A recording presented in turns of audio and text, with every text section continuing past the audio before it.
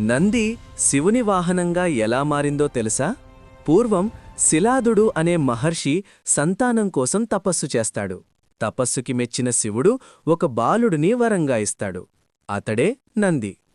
ఒకరోజు కొంతమంది ఋషులు ఆ దారిగా వెళుతూ నందికి ఆయుష్షు తక్కువగా ఉందని చెబుతారు.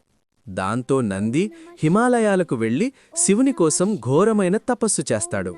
తపస్సుకు మెచ్చి శివుడు పార్వతీదేవితో కలిసి ప్రత్యక్షమై ఏ వరం కావాలో కోరుకో అని అంటారు.